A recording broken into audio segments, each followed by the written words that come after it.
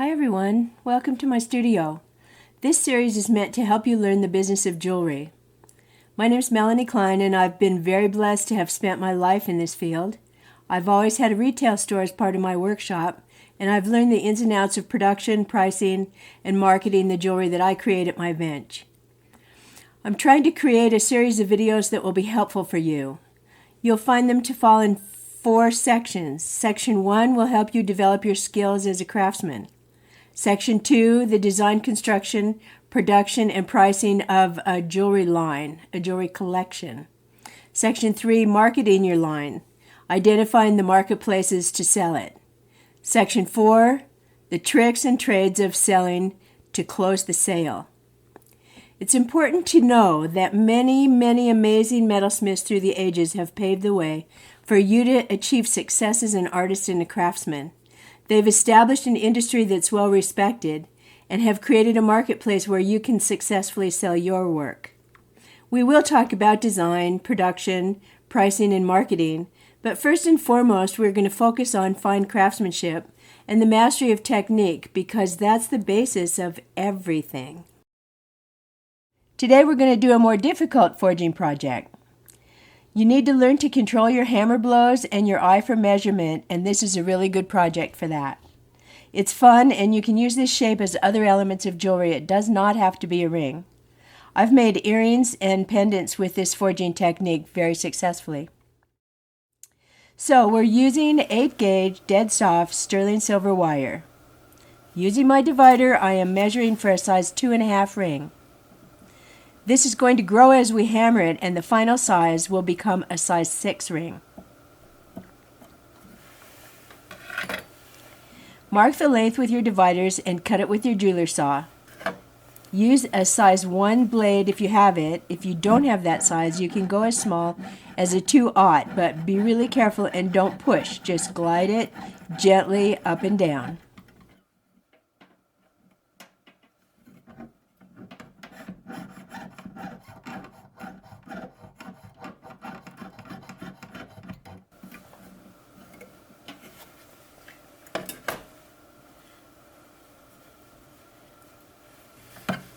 Now, anneal your silver.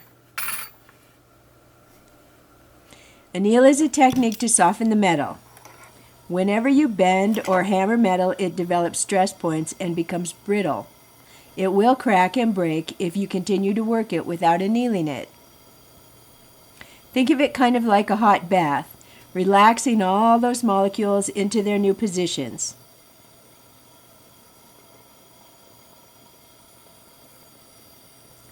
Warm the metal with your torch until it glows a dull red color.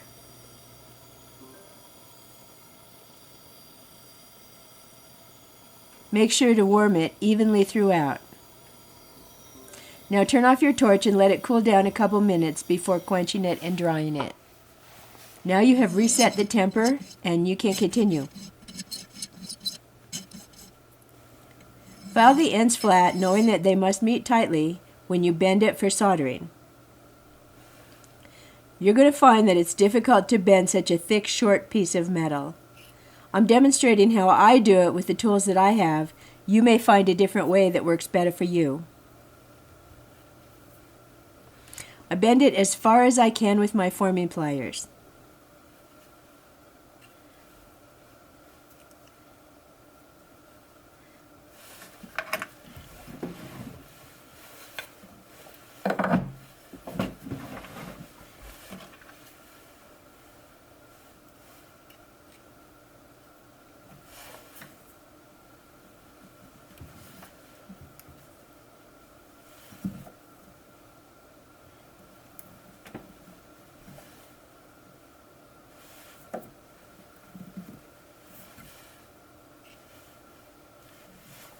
Then I use my rawhide mallet, hitting one side, then the other side.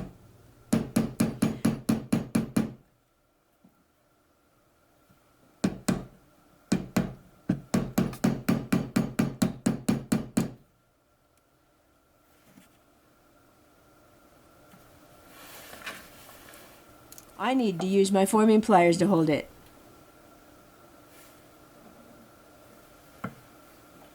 Continuing to hit one side, then the other side, eventually it comes together pretty well.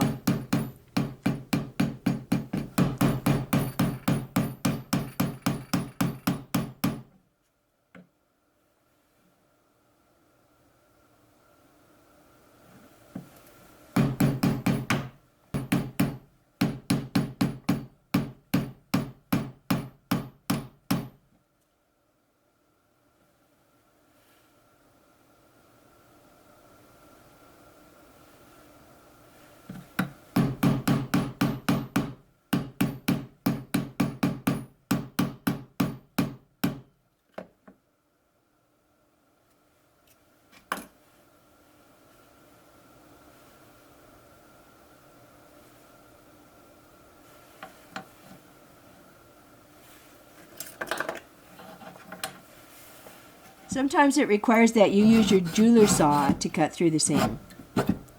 That will take down the high spots and even it out for your final blows.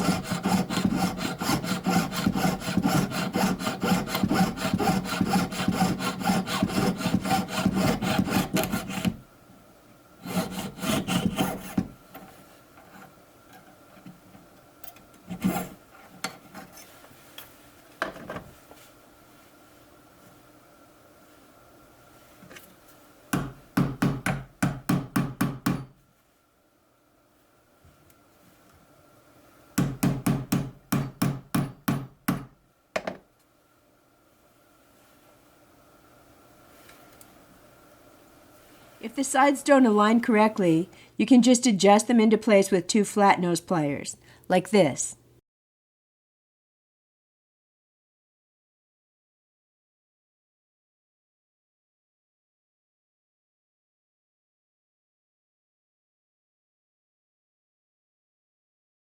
Now we're going to solder it together.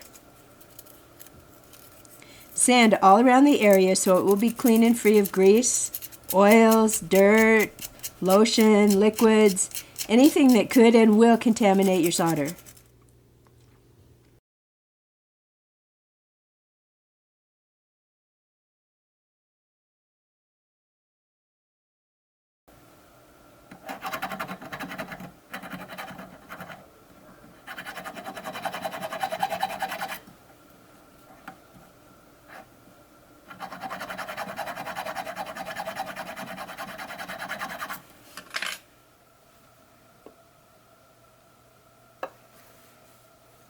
Using your solder cutters, fringe the solder into little strips, then cut it into little squares against your finger so you don't launch them across your workbench.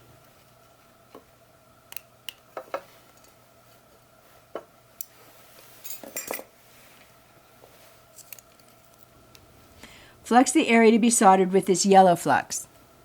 We use other fluxes for different reasons, but for this project, stick with the yellow.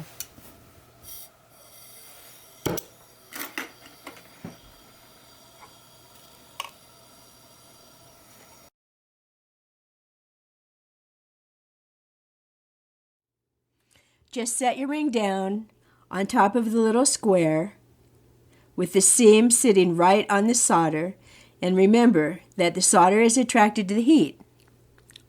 What we want it to do is draw up through the seam, and we have to heat each side equally in order to keep the solder in place and come right up where we want it.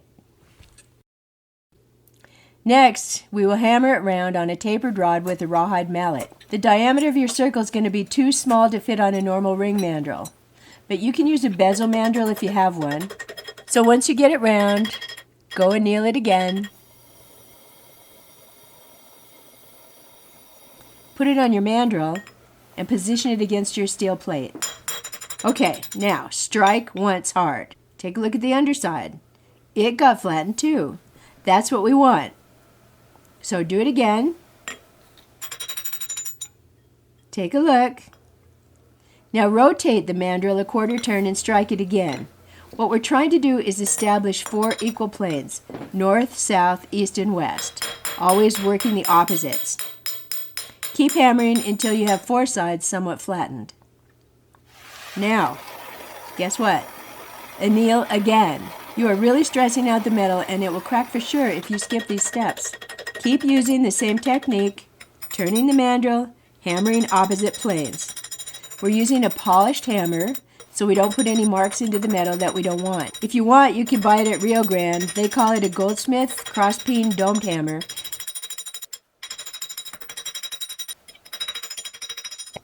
Remove from mandrel often to see if the planes are staying approximately the same length. This is important. You're measuring it with your eye. If you're hitting with a good square blow, the metal will be flaring with an even spread on each plane. If it's bulging more on one edge than the other, correct it by striking the other edge. Guess what we're going to do now? Right, anneal. Again.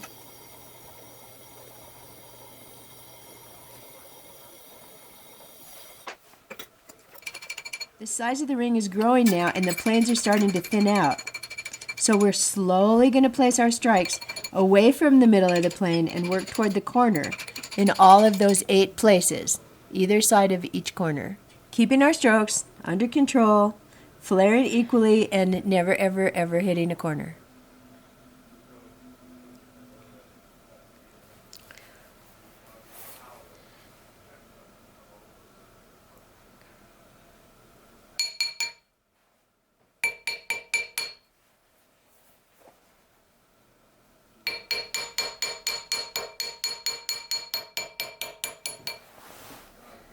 Okay, take a good look at your progress and make sure that your planes are coming out equal in size. If it looks like one is short, you can lengthen it as you work your way toward the corner by hitting it a little bit more than the longer ones and making those strikes closer to the corner.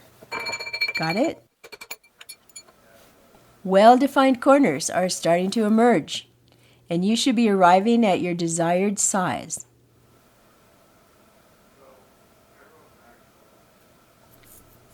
If and when that's true, sand it smooth, beginning with the planes. Now be careful, don't sand them too thin. Refine the corners, even out the flares on every plane with your sander.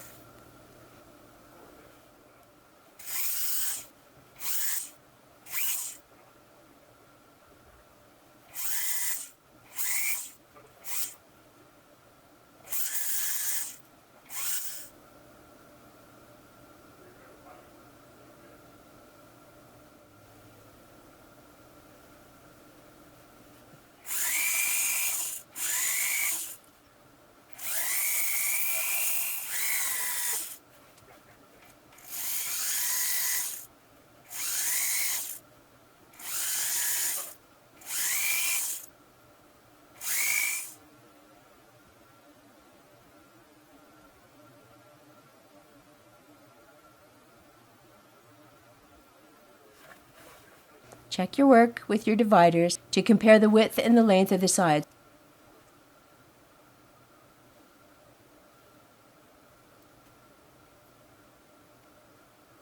If they vary, correct them by sanding.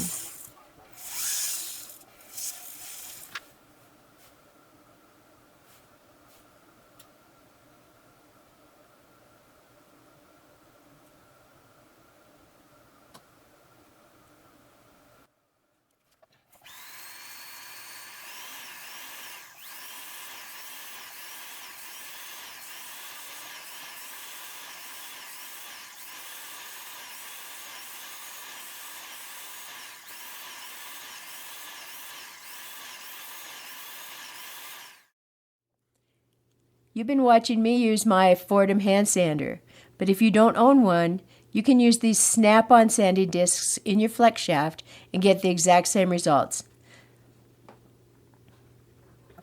The red ones are coarse and they work quickly.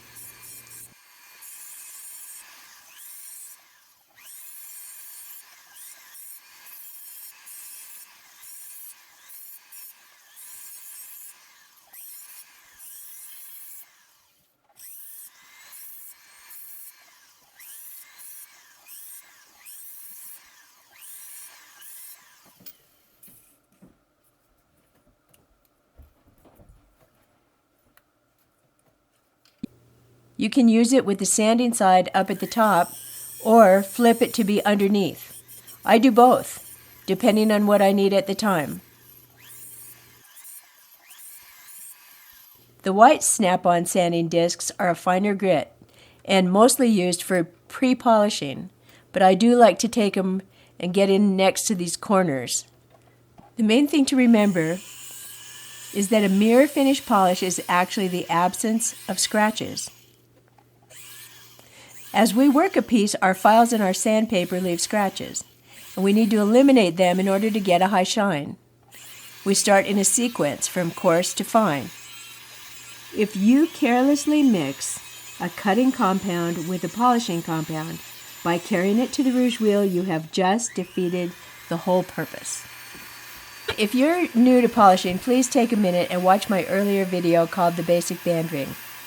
I extensively explain polishing there, and I'm just going to be touching on key things to know here. Usually, I use the blue radial bristle discs to get a fine sanding before I go to my big polishing motor with trip and rouge. Now polish the inside of your ring with your inside ring polishing wheel.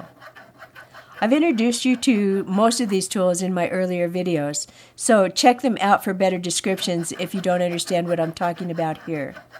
When I introduce a new tool in a video, I try to add more information about it at the end of the episode. I'll be using my regular soft trip wheel to polish the edges of the ring, but not the flat faces. We're going to switch to a different wheel for those.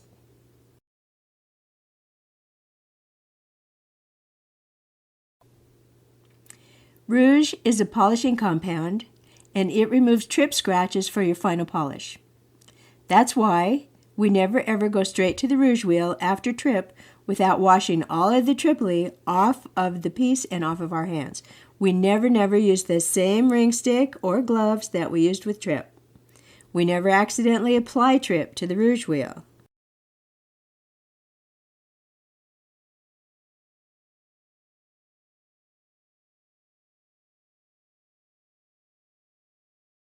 Pick up your trip stick and put your ring on it and move to this hard felt wheel. This is a hard felt wheel, and it's the best thing to use when you want to keep flat things from rounding out. It keeps them nice and crisp, which is exactly what we want for the planes in the corners of this ring.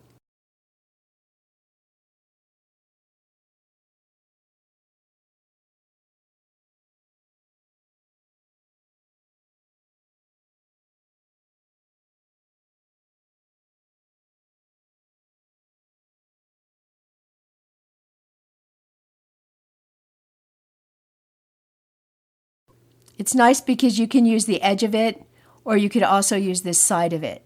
It will remove most of the little scratches, but it leaves tiny scratches of its own.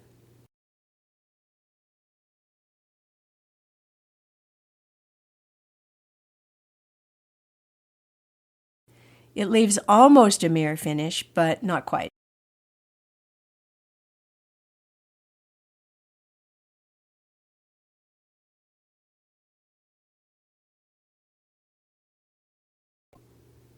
Now, ring has been washed with ammonia and hot water, my hands are clean, and we're ready to move to the rouge wheel.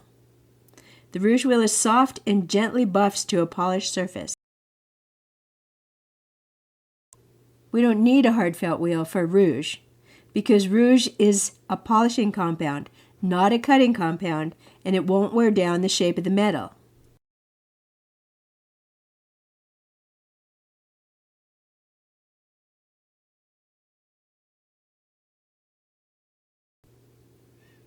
Are you starting to see the difference between the trip and the rouge shine?